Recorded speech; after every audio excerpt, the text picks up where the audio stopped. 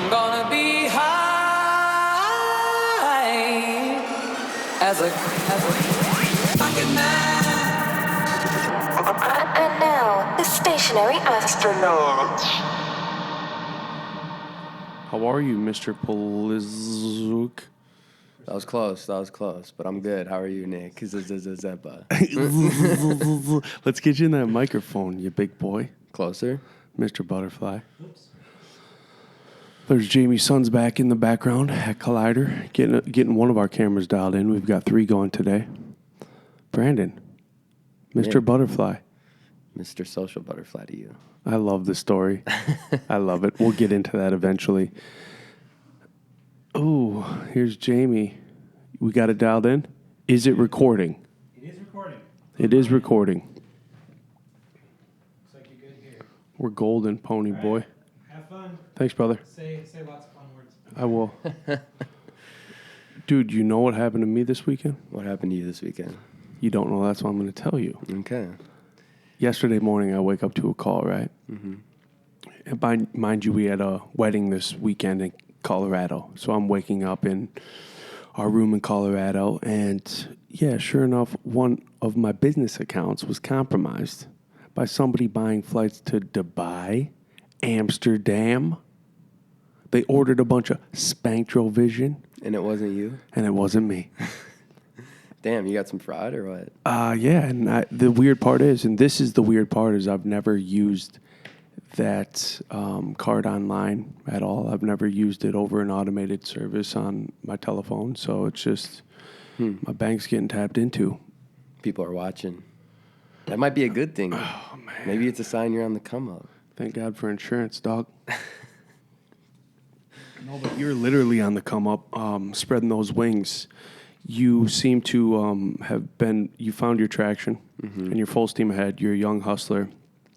You're my boy first and foremost, but I knew I wanted to sit down because I think it's time we start introducing you to more people. Appreciate that. Now, tell us the story about you in college and how it sent you on your trajectory to end up where you are now.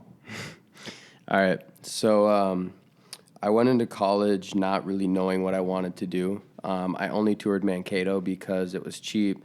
I have a twin brother, and putting two kids through college, it's attacking presence on your parents. And so toured one school, didn't really know what I wanted to do. I was working at Paxson at the time, and I was like, well, what major should I go for? My mom's like, well, you like fashion, you like advertising, you like to sell stuff, you should look at marketing. And so I thought marketing and advertising are the exact same thing. Ended up going through marketing, found out that I loved it. And in my sophomore year, there was a class that we had to come up with a fake e-commerce project. And I figured if we're going to put in all this time, that we might as well, actually do something with it. And so at the time, I was selling school newspaper advertising. I knew where print was going. I knew how much people were spending on advertising through a school newspaper that no one was reading. And I heard a lot more about Facebook advertising and where it was going. And I just knew that it was going to be underpriced because it was so early into the industry. And so, it was literally as simple as we got into a class project, and it was like, all right, let's come up with this fake business. Let's run social media accounts and call it Social Butterfly. And we laughed about it and put in all the time.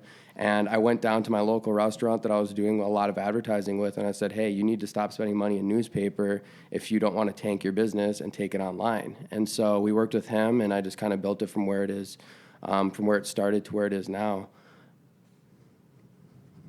So You definitely just sugar-coated everything there. If people only knew the team you've built, the spaces you've compiled, that's one of the cool things is meeting some of the old heads that have bought into your vision.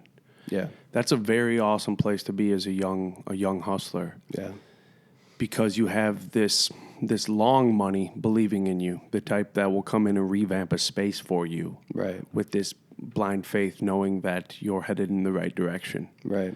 Well, I've always thought there was a lot of value in playing the long game. I don't know why I've always had that feeling. I've had so many of the people around me, I guess, really looking for a quick come up, really getting heavily into crypto or just selling Twitter accounts and stuff like that. And I never found any passion in it. And for me, I bleed passion. And so when I want something, I go get it. And I've just always had this this lagging dream to just build the dopest agency. And I wanted it to make it a place where, you know, I could have my homies on payroll and have it a fun and exciting place, because for the longest time, it was such a selfish dream. I'm not going to lie. It was a very selfish dream to be in an ad agency and to be the founder and to be the creative director behind everything. But when you think about creativity and selfish, there's no way that those two words can be in the same sentence. And so as we started to build the different social media accounts and we started doing a lot more content creation, I realized how much of an important driving factor creativity was, and that it can't be my dream. It has to be my platform. And so I built a platform where I can have people who, whatever creative realm they want to be in, I built the platform to get them projects, to have a fun space to work in, and to be able to work with big names like Gary Vee and Vayner Sports and American Lung Association, and now like big upcoming brands like Unreal up in St. Paul. And so I've always saw, you know, a bridge that needed to be built, and so that's what Butterfly is. You seem to be the glue piece for the generational gap. Even some of my old head business owners that I've introduced you to, they always, whenever you leave, they always say, man, that kid's passion. That kid's passion right there. And it bleeds. Right. And it's something that is infectious. And I know your team. I'm part of your team. And it's something where you just get it, and you get it on a hoverboard, right, instead of at a cubicle. Right. You know? Yeah. Well, if you look at most marketing companies, and this is probably what drove me to doing it, they always have the most badass office. I don't know why, if it's just a marketing tactic, but every marketing agency has a badass office. And I've always been really attracted to like slick offices with glass to floor ceiling walls, and, you know, the brick and the wood and just everything just looking sexy. And so even when I went to go visit my mom when I was a lot younger, I've always been driven to that. And I've always said, I'm going to build a sick office. And so being where I am today, surrounded by a bunch of glass, brick walls, and making of what I made, I think I've got there. But once I build up my own office, then you'll really see what's cooking. You can never have too many Nerf guns. Nerf guns, hoverboards, anything to just keep things fun, because the minute you lose that creativity, you're behind. And that's what's, you know, that's our driving force and why we are where we are today. So maybe we should back up a little bit and what Butterfly does. So Social Butterfly is a creative agency. So anything under the creative realm, working with a lot of social media advertising, Facebook advertising, event promotion. We're really, really well known for our videos. Me and my team have a very creative way of shooting and editing, and it's been kind of taking off ever since. And so, you know, building back on that, a lot of people think I went to film school, and what happened was, I was running all these social media accounts. We were grabbing stuff off of Google Images. We paid for some of the stock image websites to have the high quality photos, but I just knew people resonated with more real content. And so I realized I can give a lot more value to my clients if I'm able to produce content in-house. And in turn, you know, I can build that revenue to be able to fund, you know, having a bigger office, building a bigger team. And so I used to do workout videos with my buddy Hui. We used to just take a bunch of pre-workout and just go hard as shit on the camera. And I always hit him up. I was like, dude, let me see that footage. Let me see that pictures. And I felt the passion. That was the first time I really felt passion. I would blow him up. And he got so annoyed. So shout out to Hui on that one. But he's the person who really introduced me into photography. I was doing some stuff on my phone and editing on Lightroom, and that was the spark of it. But he really introduced me to it. And so I was just like, dude, I need a camera. And so I called my mom up. I'm a sophomore in college. I'm probably 19 at the time. And I was like, hey, I've been playing around a lot with photos. You know, I'm gonna make my first bigger investment besides my car and whatever. And so I was like, yeah, I'm gonna go spend like $1,000 on a camera. And I didn't know how to turn one on. I didn't know how to edit. I didn't know anything. And I walked out. The guy sold the shit out of me. I walked out of there with like an $1,800 camera. And I thought, you know, might as well buy my second camera first, just to make sure that like I'm doing what I need to be doing. Because I've always believed in investing in myself. And yeah, it's expensive not knowing to do it, but when you put that much money on a credit card, I think it just kind of gives you that extra driving force to be able to sit on YouTube and learn. So yeah, that's what I did. I went to college at Mankato, but I went to YouTube University.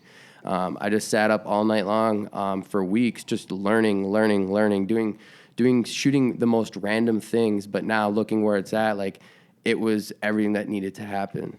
So yeah, I kind of just taught myself and then surrounded myself around really good videographers and just forced myself to get good at creating content because I just saw it was a need in the industry. Can you break down your Instagram hustle for me and how that's a glue piece to a lot of your connections you've made? Yeah. So I probably talk to more people on a regular basis online through Instagram than I do anywhere else. And I talk to a lot of people day to day, face to face, whether it's through meetings, just meeting up with people, catching up and networking. I really, really believe in surrounding yourself around like-minded people. And that's probably why I'm where I am today. But essentially what I did is, I don't spam people, but I sit there on the Discover feed and I find things that actually grab my attention, and I either comment something that like actually means a lot more context than just saying like dope pic. Like I'll go in and be like, dude, these colors are so slick, or I like the vibe here, or whatever it is. And they end up following you back, and I just, kind of just let them know like, here's what I got going on, or if it's something that I saw that was interesting on the feed, like I just start the conversation. And I think there's a lot more people like me. I don't think I'm anything special. I just think I'm self-aware of what I want and where I want to be. And so, yeah, I just sparked the conversation, and I basically built a collective of creatives that are from Australia, England, all over the world on a regular basis. I actually just got a call from my mom on Saturday. She's like, "Did you make an international call?" And I was like, "No." And she's like, "There's a 4-minute call from Australia." I'm like, "Oh, shit, yeah. Yeah, I did make an international call. Didn't know there were still extra service charges on international calls. I didn't think that was a thing anymore. So I got to switch all my calls over to the Facebook Messenger." But yeah, this dude stayed up till 3 a.m. to talk on the phone with me because I didn't realize the time delay. And I called him like, "Yeah, man, how's it going?" He's like, "Good. I just woke up to my alarm." I'm like, "What time is it there?" He's like, 3. I was like, "Bro, what? You set an alarm for 3 a.m. just to talk with me?" Like, now I'm like really close with him because he saw the value, and so we stay pretty close and connected. But so many people complain about millennials talking about, oh, they're spending all their time on social media. Well, if I can connect to 7 billion people with something in my pocket, fuck yeah, I'm going to be having my head down and digging into there to see what I can find and who I can connect with.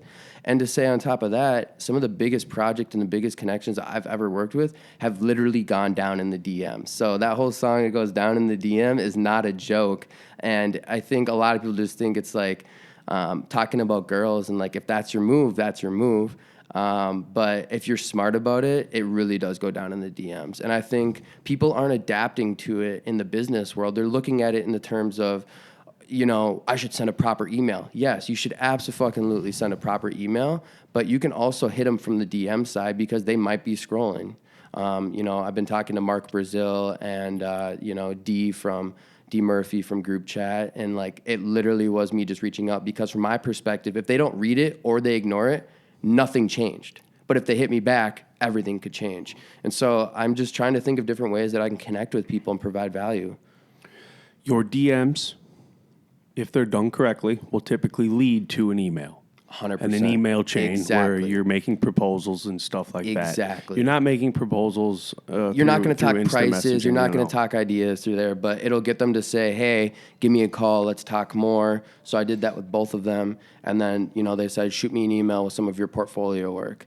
And so, yeah, it just goes to show, like, you just got to do whatever you got to do. Being able to tag people who might not know you exist, but when you're consuming their content, whether that be clothing, whether that be a podcast, and you take a screenshot, you throw it into your story, you tag them, that's a big connector right there. I've gotten hit up just by tagging people, and they hit me up because they know how the hustle works. They hit me up with a personal thank you. "Hey, you should listen to this episode too, or you should check out this past line we have." Yep. And relationships are built on that. And I feel that social media is really cultivating a new age kind of relationship where it's like, we ain't got time to waste. Let's just go, go, go. And it's almost like you're compiling a remote team that has got your back 100%. To build off of that, I don't think society knows what's coming with social media. I think we're not even awake yet. We're just, kind of turning over in our sleep and waking up partially in our dreams, but we have not even woken up yet. Social media is about to change everything. And with how fast technology is changing and advancing, it's going to get weird. It's going to get really weird, but I think the way you look at it is going to change everything. I mean, augmented reality shopping, you're going to be able to pull out your phone in your home, and an augmented lamp is going to pop up, and you can start swiping over, you can spin around, you can zoom in on it like it's actually there, and you can say, hey, maybe that couch would look better over here. All right, let's just move it on our phone and visually see it and then be able to buy it. And that's just a glimpse and a taste of what's happening. But yeah, shit's going to get weird. It's kind of like the first person who puts a chip in their wrist. That's going to be the same thing with the first person who puts full-on augmented cameras throughout their entire household, because that's what's going to make it possible. Smart homes are going to take over the world. Dude, and my dad's been on that. Dude, I have iPads like mounted into my wall, and my house talks to me. And this happened 5 years ago, bro. So my dad's from Paraguay. He came here when he was like 11 or 13 with his family. They signed the documentation. They became citizens and everything. But he learned another language. He's a real estate agent, and he's just obsessed with technology and Apple. Like, we have the OG Apple products from like day one.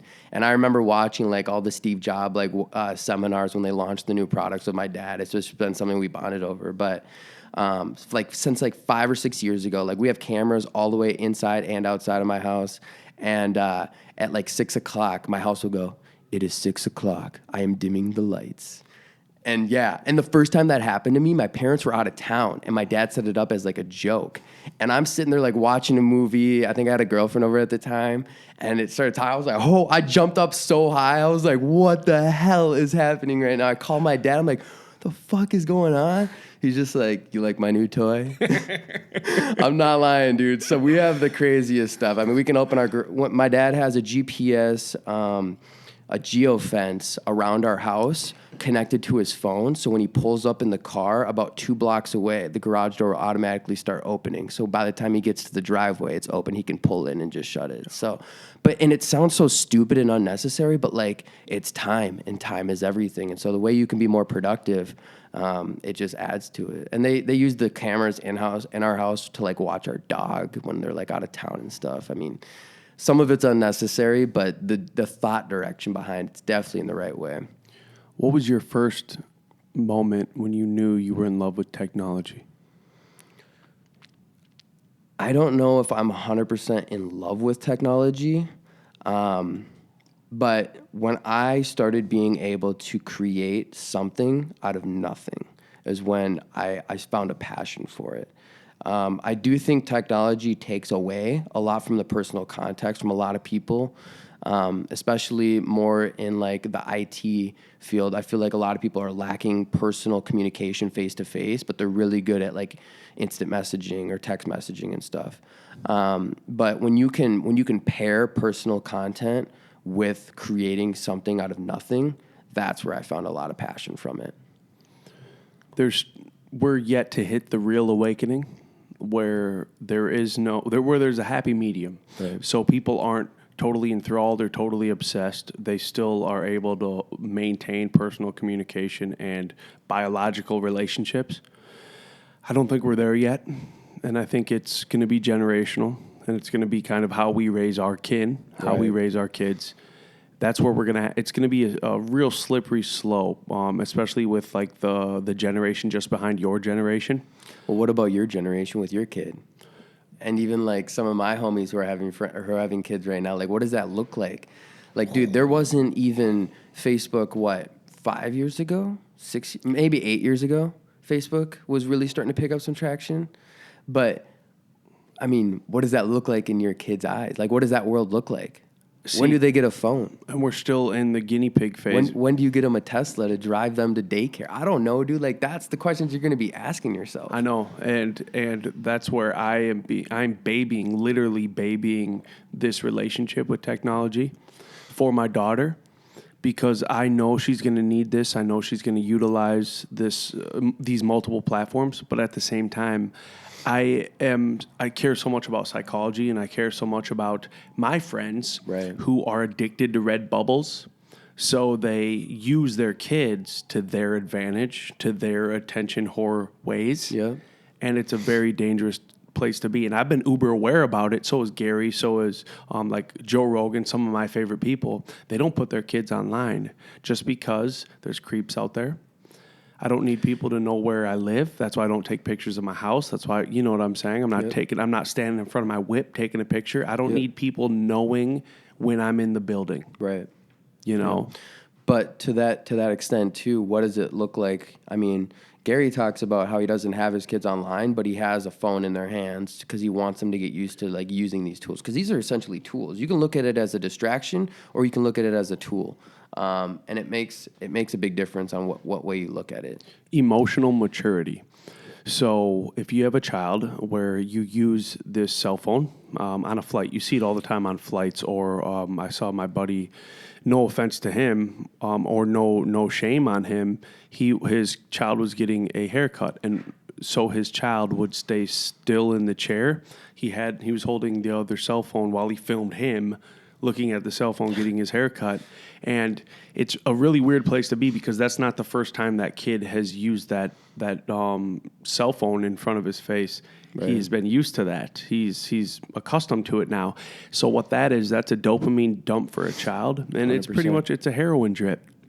And I want my child to experience life in the organic form prior to the technological form.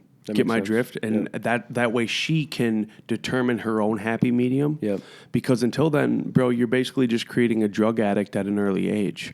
Kind of like parents, before Tesla starts driving our kids to school in a badass school bus that drives itself. Yes, gives you like a little like apple juice and like a little like bag of cereal on your way to bus. It's called Go Juice. It plugs in. High alkaline. No, but until that, you should probably push your kid to school.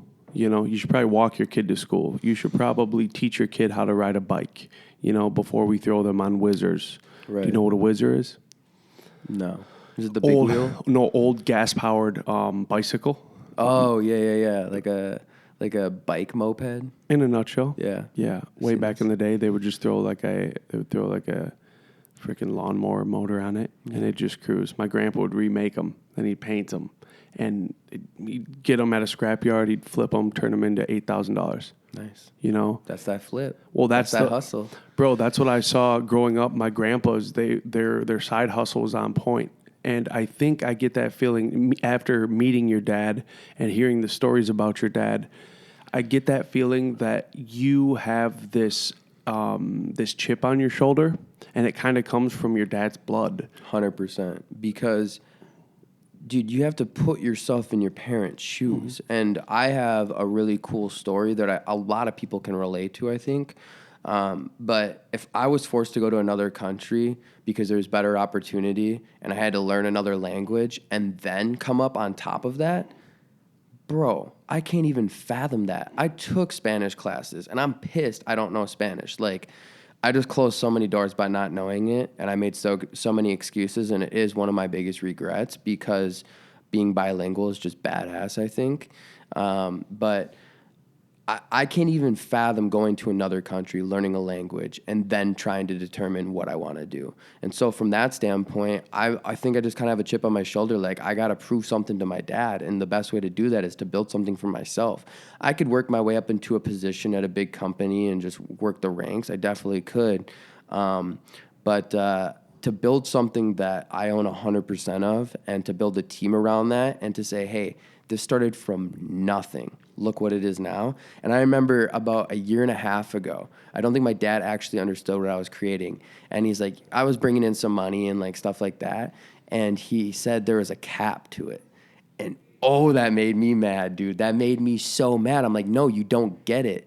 Because he wanted me to be a real estate agent. And he's just like, you can sell, you can make your own content, you would kill it in real estate. And I just came back to him and said, I would never get excited over showing a bathroom or a bedroom. I'd be so focused on that commission check. Where this, I get so excited when I come back from a shoot and I get to bring in all that footage and color it and tell my story of what happened on that day.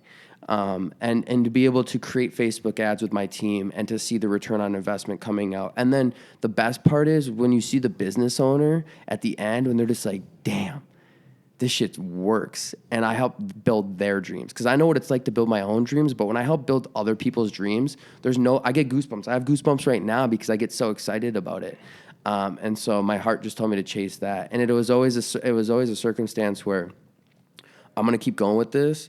And if anything else fails, like I'll become a real estate agent. And so that's where I'm still at today. And it's just been blowing up. And I don't think I need that safety net, honestly. I want to get into your mind state. Now, hold on. Let me finish this thought because I know you can go for days. I can rant. So you got to cut me off. I'm going. Okay, so you made the finals for AdFed's 32 under 32. Yep. We're all there. Yep. We're all dressed up, dapper. We're all hyped. Clinking drinks. We're hyped. We're kind of in this VIP lounge, hanging out, you know? And we were confident. And we were confident you were going to win. Now, one thing you didn't have in common with any of these people is you weren't working for the big agencies like all of them were. Yeah. I was probably the only independent agency there. And to give context, I was 22. Yes. At 32 under 32. So I still got 10 years to make that list. What made me so proud that day was knowing that my boy over here is self-made. Well, all these people are in a nutshell riding coattails. Doesn't mean not to discount them. Doesn't there's mean some really good agencies there, really but they're good. also probably the biggest sponsors at the event. Absolutely, and you saw it on Political. on the ticker I scroll. think there was 8 Carmichael Lynch winners. With their tables up front. Yeah, tables know? up front. And it was. I just looked at you when your name didn't get called, and there were some people who, I'm not gonna lie, I knew a lot of the people getting presented, and some of them were deserving, some of them were not, because I've seen their work, I've seen what they do, and it's like, eh. But knowing you, the free agent of the bunch, the self-made one out of the bunch, were there. Your dad's looking like a pimp. I'm throwing cards in all the prizes. Just so people knew who we were, you know, and we left that day, and I know we went and played beanbags downtown Minneapolis and stuff, and we went to this high rise, the after party. I don't even know why we went to the after party. Just to see. It was Just to see. Just get the perspective. We went though, and it was like, okay, you're around these app developers. This one dude, he created this app. I forgot his name. And I still have the app downloaded. It's got all of the happy hours in town at breweries dialed in, so you can know where this happy hour is or what they're serving. Really cool idea, and those are innovators you meet at after parties. Mm-hmm. And I know that's why I go to places. So like when I don't want to go do stuff or I don't want to go to something, I always tell myself, man, Nick, all the connections you've made by not wanting to go somewhere, but you went, and then you made like a lifelong friend or a business partner, someone you go make money with. Right. Little things like that. The Covert event, where, in a nutshell, was it the first time I really met you? Yeah. Well, no, you weren't there. I met your cousin, and I still had your sticker. I still have that old sticker, the OG stationary astronaut, unpeeled. Like, it's still, like, pristine. That was June 23rd, 2017. Modern Craft. It was the first Modern Craft, and that was, like, one of the first projects I met with Blake, but... Okay, so the river, that's right, the river runs super deep. The first time I met you was when you hit me up on Facebook for the Gary Vee event. But going back to where were you getting at with this mindset thing? Okay, with the mindset, it brings us into failure. It brings us into letdown. Mm-hmm. It brings us into the naysayers winning because I didn't get to put a medal around my neck. Mm-hmm. But you look at like NBA players who just, like Russell Westbrook, he lost to the Golden State Warriors. They had a 3-1 lead. He was not going to dip out of Dodge like Kevin Durant did. Mm-hmm. He kept that chip on his shoulder, and he still averages a triple-double a game. Are you the Russell Westbrook of the advertisement game in Minnesota? I wouldn't say self-proclaimed, but proclaimed by other people, I think so. I'm still really young. I think I'm pretty self-aware that, you know, I do have a lot of successes, but I've got more failures to face. I think that's what a lot of people forget. And it's really cool. I absolutely love it. Like, I got a text on Sunday from a random person. Actually, it was an Instagram message. And they just, like, it was so random. They were just like, you know, you motivate me just by looking at your stories every day. Like, you're the first story that I watch every single day because you're just constantly working and you're building something that just drives me to want to build something. And so I want to fail faster because I'm very impatient, but I'm playing the long game. And so when you have that kind of mentality, you have to be impatiently patient. So I'm very, very eager to fail. And so what I mean by that is like, I don't want to have the feeling of failure, but I want to fail in order to learn. Like, what did I do wrong? Why didn't I become, a winner of that 32 under 32? Or why am I not getting more awards? And so I'm just going to keep chasing until I get it. Like I said, I'm someone, if I really want something, I'll go get it.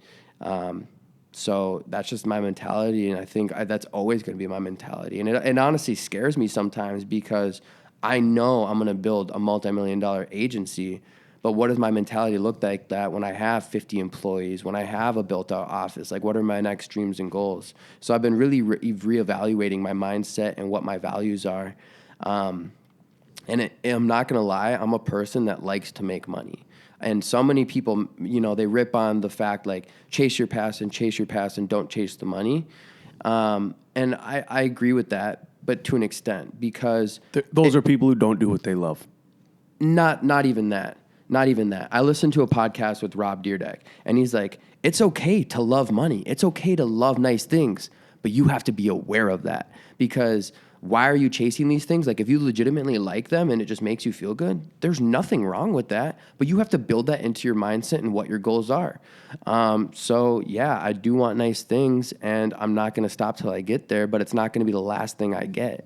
So I've been really focusing on surrounding myself around the right people, building a really good foundation to build this company to where I want to build it to. And then on top of that, I think just taking as many risks as possible. I'm young as shit. I still have so many years where I can fall back on, if I really needed to, I could fall back on my parents. You know what I mean? I can fail on some of my really close friends, but it would take a really big failure to get there. And that's just kind of mentality I have. So I had 3 really good months in the business that really changed everything. So I doubled down and I put my homies on salary and payroll. And I'm paying a lot of money in taxes to keep it that way. And it's, they're guaranteed money where it was not that way before. But I want to show to them, like, I'm in it for the long run.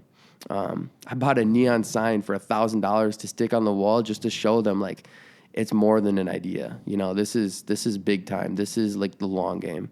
And I think so many people are losing the mindset of long term. The best winners are the best losers. That's true. And I struggle with that. I'm not saying I'm a good loser. I get fucking pissed, dude.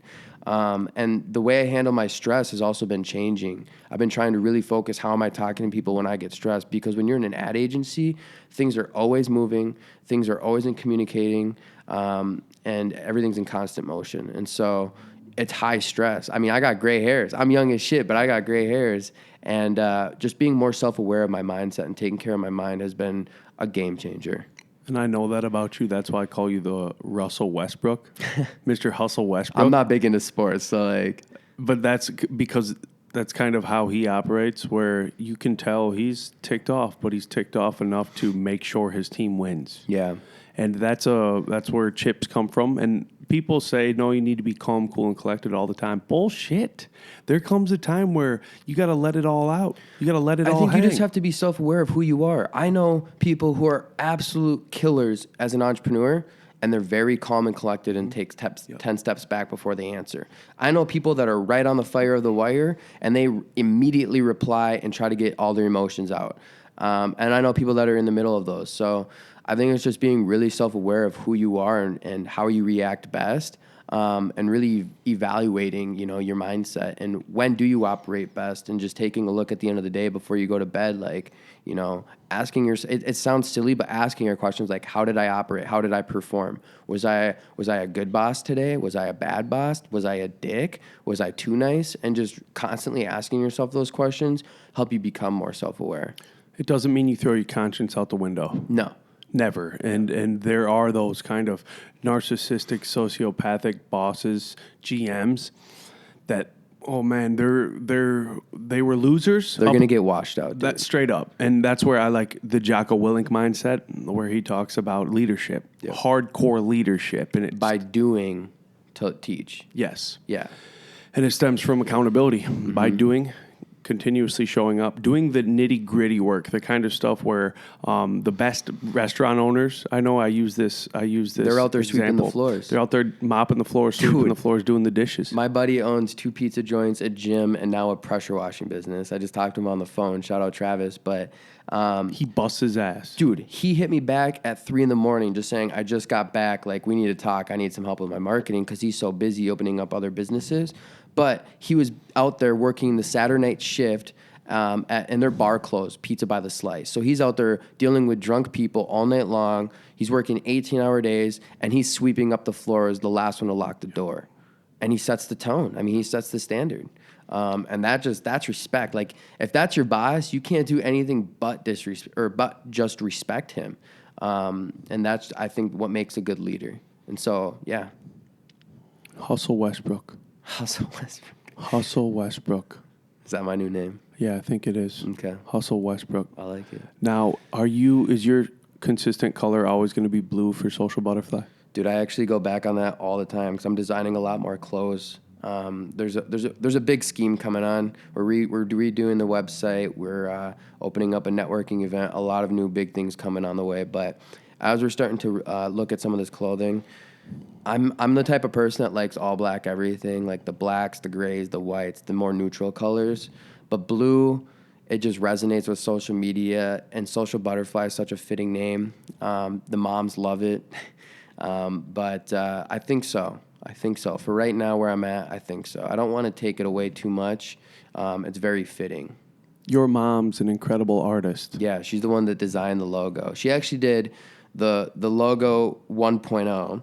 And before we even launched the business, I reached out to Marketing Club, where I met Hui, the one I mentioned earlier, who introduced me to videos. He was the president at the time, and I didn't even know there was a thing of Marketing Club. And there was about 50 people that showed up to the first meeting that meets once a week. And I just hit him up. I was just like, hey, I'm starting this business. Can I do a focus group? Because one of my mentors at the time was like, you should do a focus group. I'm like, whatever. So we ordered pizza for the whole Marketing Club, and I had a 3-question slip that I handed to everyone, and I put my logo on the projector.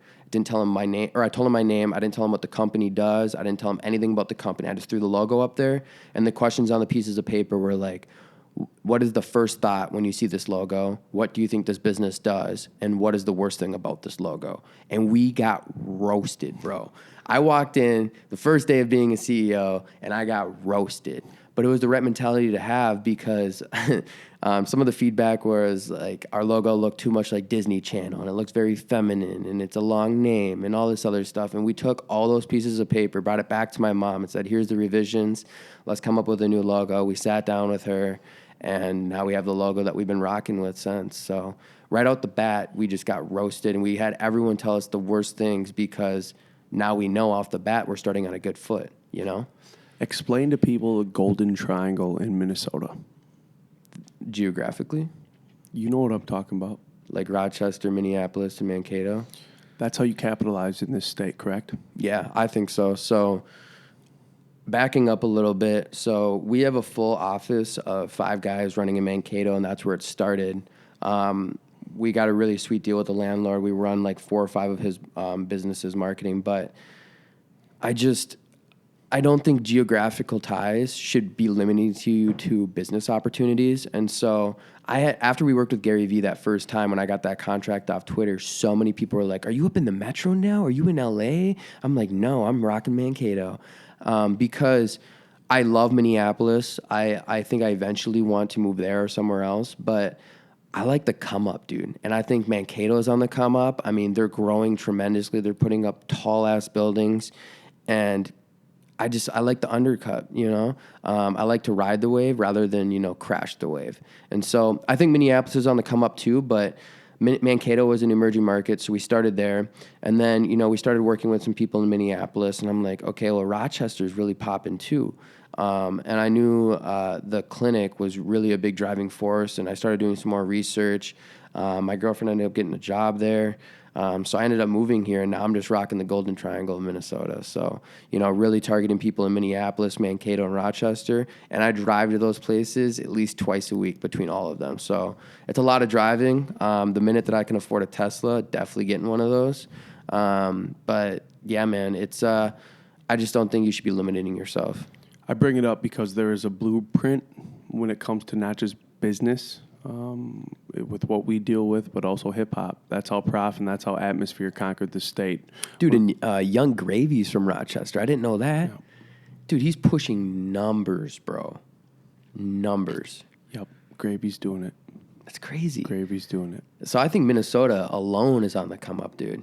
I was listening to a group chat podcast, and they're just like, I don't know if you're like from fucking Minneapolis, Minnesota. And I was like, whoa. Like, why are you dissing it like it's nothing? Like, there is some serious talent here.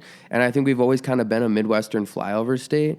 We're not Colorado. We're better than Wisconsin, but it's just been overlooked. And I'm trying to curate the creators and the go-getters and the risk takers to just blow Minnesota up. And I think it's happening, dude. I think it's really happening. That's what we're doing with this kind of silent conglomerate we've all created, especially with what Blake. Dude, Blake.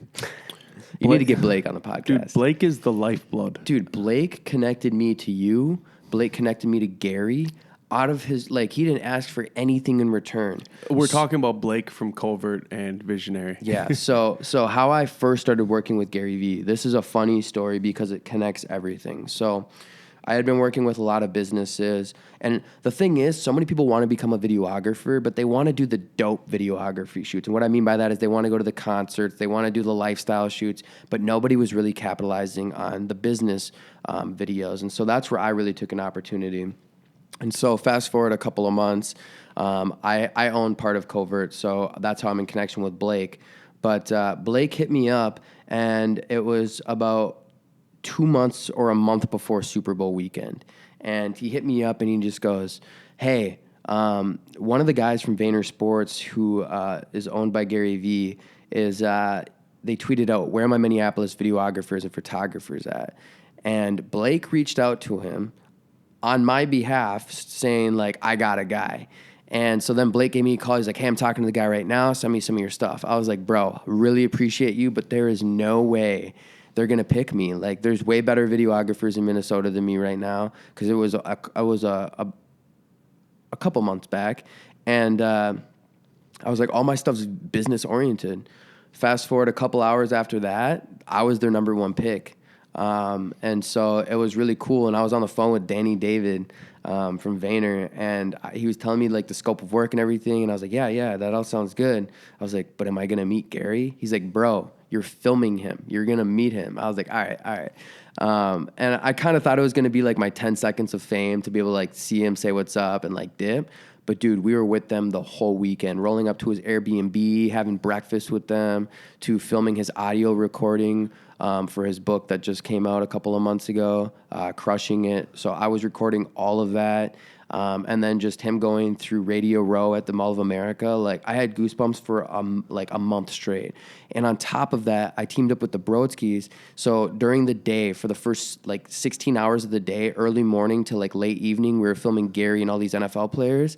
And then at the Broadskis, I brought the Broadskis into that contract. The Broadskis brought me into the Cardi B and Future concert that was at the Myth that night of that weekend. And so, or there was a 2-concert night weekend. And so I was filming Gary Vee and NFL players by day and Cardi B and Future by night. And Floyd Mayweather ended up popping up, and OBJ popped up. And dude, it was insane. I was hyped on that for like the next 6 months. To be that close to like what people like really value as like celebrity status, to be right there with a camera capturing it, getting the all access pass was like, I think that's when like things really started to change, where it was like everything is attainable, you know? You just got to get it. That was the reason I hit you up. Yeah. I was like, all right, bro, well, I'm bringing him back here. Yeah. We're doing an event for him, with him. And it only made sense to have you balls to the wall with us. Yeah. And it was cool because it was early in the process. So then we hit the ground running, and we were just gunning. And then the day Gary flew in, he gets off the plane and he's yelling at somebody. Remember that? He was just reaming somebody. Pissed. He was rocking the clouds and dirt, and he was down in the dirt, dude.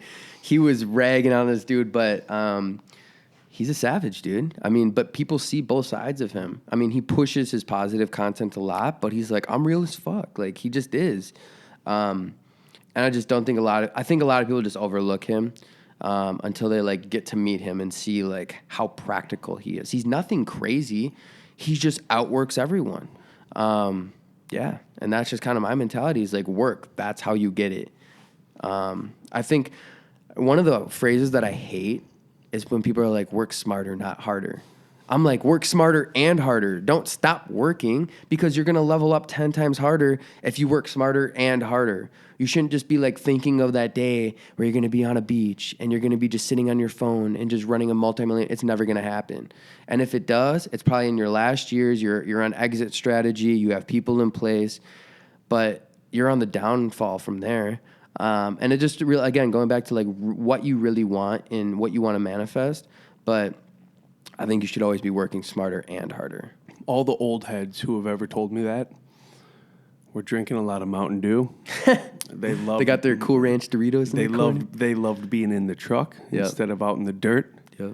They were typically foremen on jobs, and they were bosses. And unfortunately, that mindset is dangerous because the ones that work smarter and harder are Andy Schifolius, Titan Development, putting up another building right next door to here, not just the brand new Hilton downtown. Right. You know, because he works smarter and harder. Right. And that's a dangerous place to be if you're just trying to work smarter and not harder, because let's be honest, man, you might already have your 10,000 in because you worked hard as a young adult, but you should never stop. And that's why Gary's 42 and still killing it, still crushing it, because he doesn't just work smarter, he works smarter and harder. Right. And well, it's like a conceptual theory. Like if you're running a business and you make a bunch of profit, do you put it in your pocket for personal keeping, or do you double down and put it into your business? Because working smarter, okay, that's the mentality of just putting it in your pocket, walking away.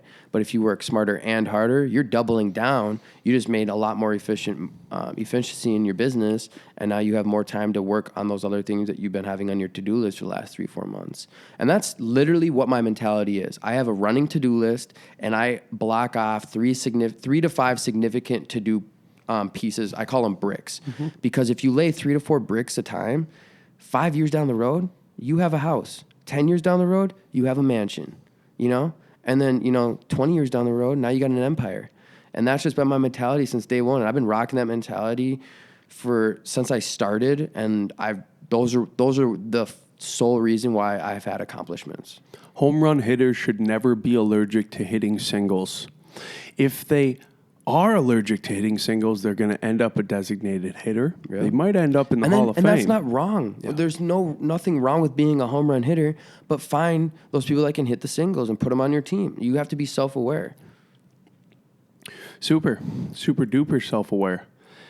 Do you ever partake in psychedelia? No, never have. Never have? Actually, one time. Yeah, I did have one time.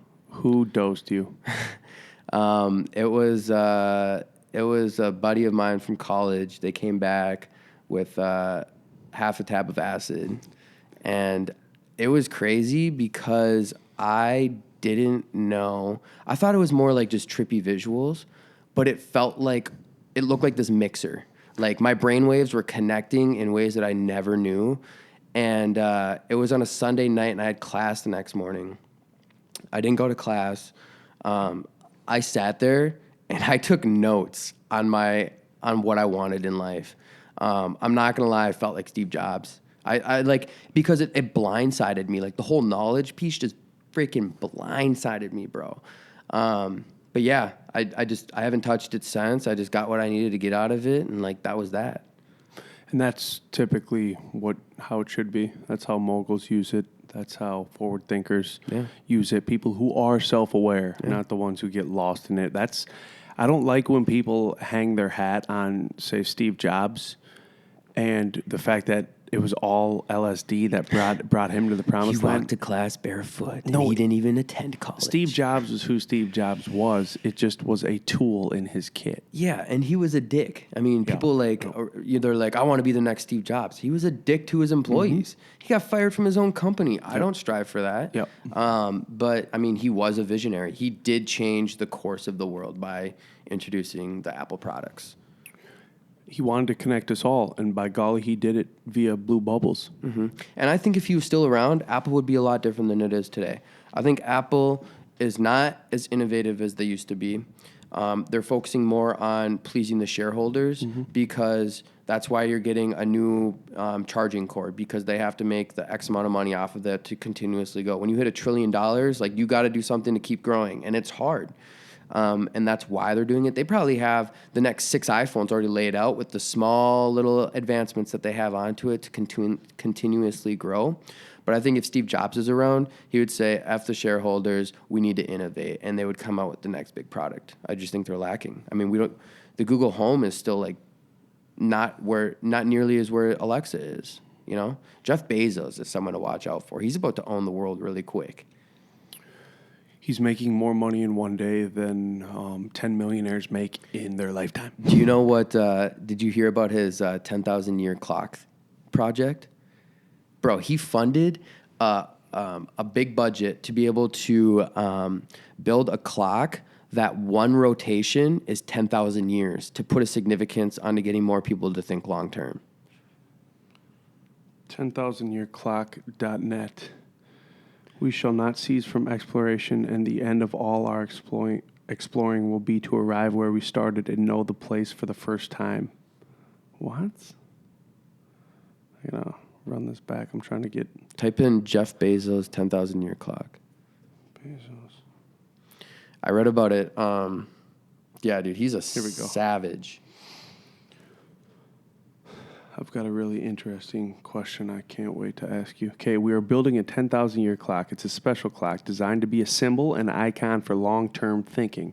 It's of monumental scale inside a mountain in West Texas. The father of the clock is Danny Hills. He's been thinking about and working on the clock since 1989. He wanted to build a clock that ticks once a year, where the century hand advances once every 100 years, and the cuckoo comes out on the millennium. Wow, the vision was and still is to build a clock that will keep time for the next 10,000 years. I've been helping Danny with the project for the last half dozen years. As I see it, humans are now technologically advanced enough that we can create not only extraordinary wonders, but also civilization scale problems. We're likely to need more long-term thinking. Oh, shout out to Jeff Bezos and this man, Danny. Yeah. In Texas. The 10,000 years. I mean, it's a cool concept, but it's like... Dude, he has money just to put ideas out there. Like, just let it happen. Cool, bro. He's like, he isn't just a future-esque guy. He is also trying to be a caveman. All right. If you had to pick one mythical creature to be, what would you choose and why? It could be alien, Bigfoot, leprechaun with a pot of gold. It could be a unicorn, the Loch Ness Monster to see the depths. Which one would it be? You have to pick it. Damn. I would probably be A fairy? a Pegasus. Is that a mythical creature? I mean, are we talking a Pegasus with a human head? Yeah, and upper like the one with like a torso? bunch. Yeah. Okay, I'm going to need some explanation because I need an and why. and why? Are you just coming up with a unique one? Yeah, I think just because, I don't know, you already gave me a bunch of examples. I didn't want to just piggy bank off of that one. Trying to be half man, half amazing, or what? No, I think to just keep things diverse. I mean, a Pegasus, what is it, like a horse body and a human head with like some wings? Google a Pegasus right now. Let's break it down. Because my theory behind that, as a quick answer, was to take all these little different pieces to assemble something big. And it's a deeper dive into the theory that I have. I want to be bigger than something than myself. Ooh, a Pegasus is not that. A Pegasus is you got the horse right, but it's a mythical winged divine stallion and one of the most recognized creatures in Greek mythology.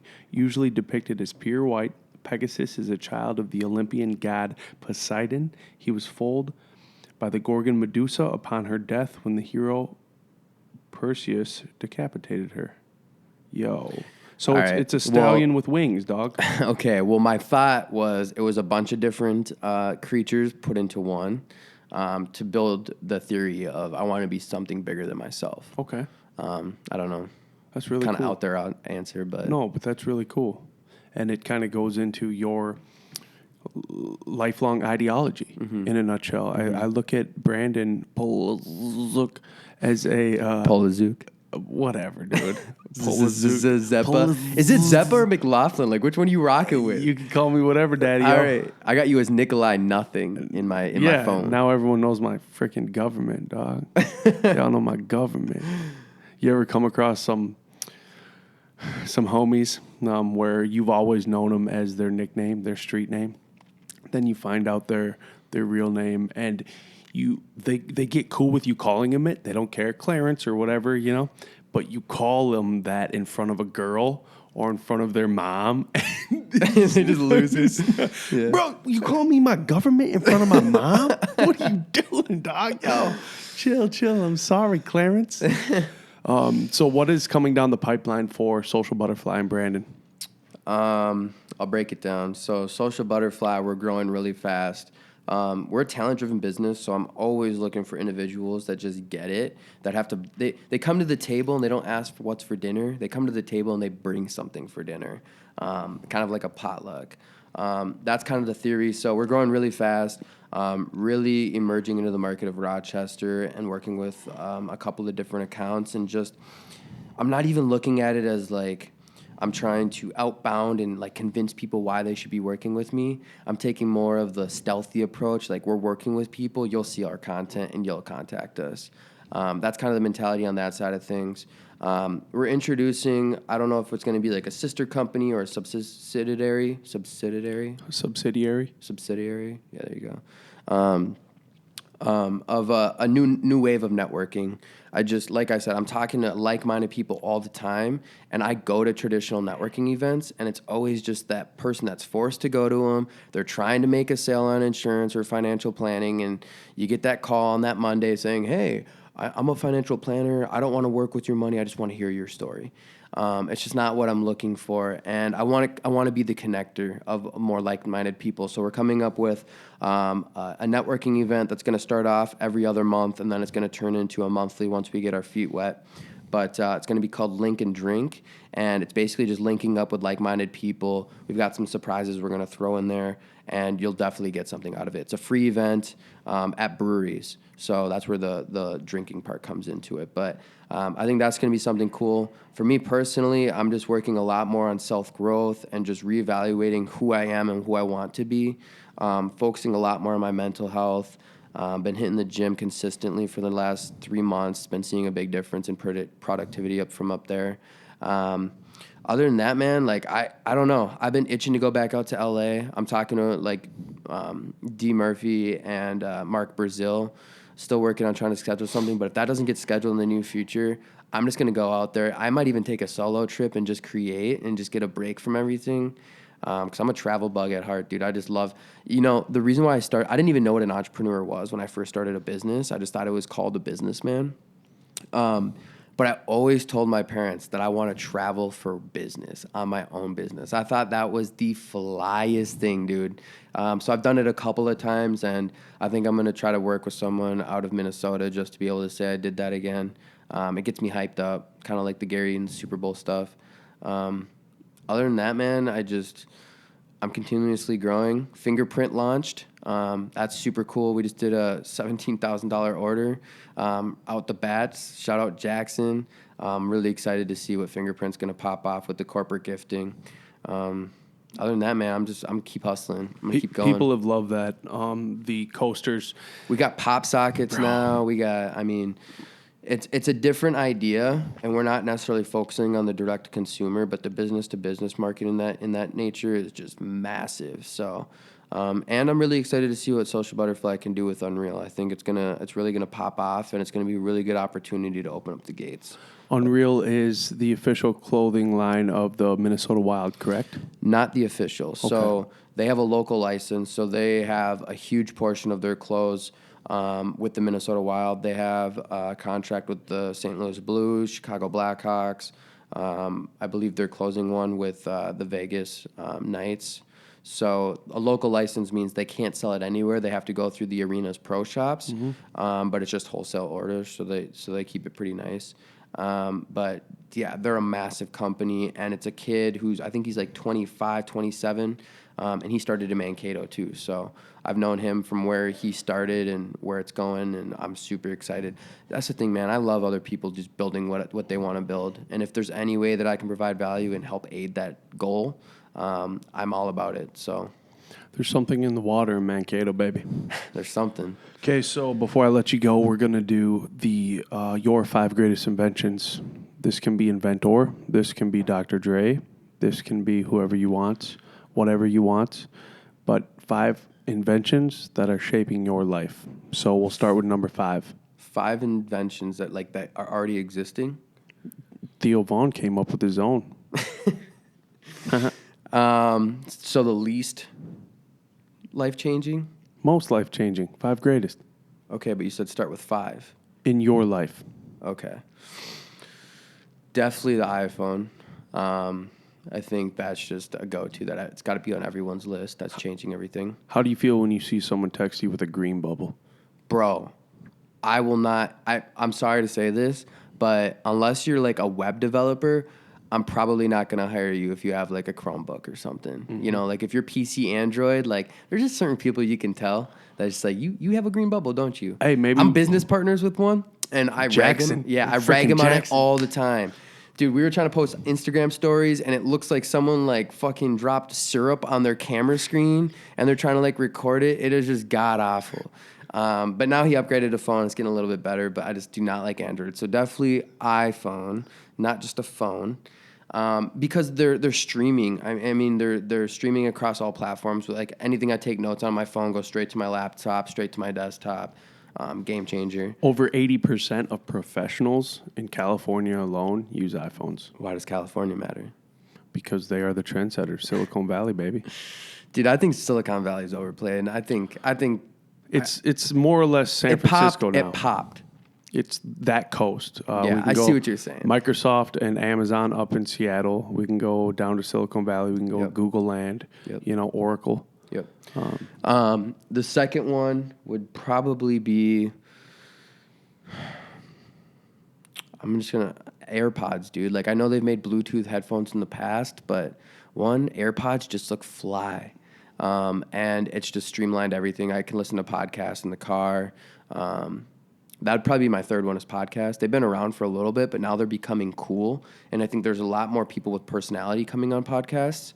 And people ask me like, how are you so smart in this business? I literally listen to podcasts and apply it to my life. And people think they're so boring, but like, man up.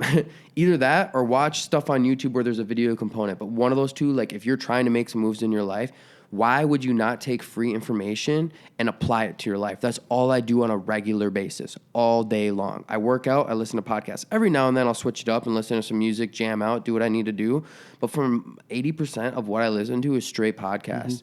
And they don't even have to be those motivator, like get up and go do work. You don't have to do the Andy Frisella all day long. You don't have to do the Gary Vee. Group chats one on just straight news on entrepreneur life. I mean, just like what's happening in the world and their take on it. And then there's stuff like Joe Rogan that's just more entertaining. But I mean, that's something that I like. Fourth one would probably be,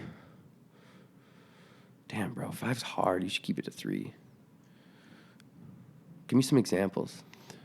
Well, seeing how your bread and butter is your camera work, That's true. we won't get into what programs you're using to chop up. Yeah, video camera for sure. I mean, I'm starting a vlog. That's something else that's happening for the Butterfly, just to give more of the storytelling, to be able to get a visual component of what's happening. Because we're a group of young people. We're all under 25, and we're just making moves, you know?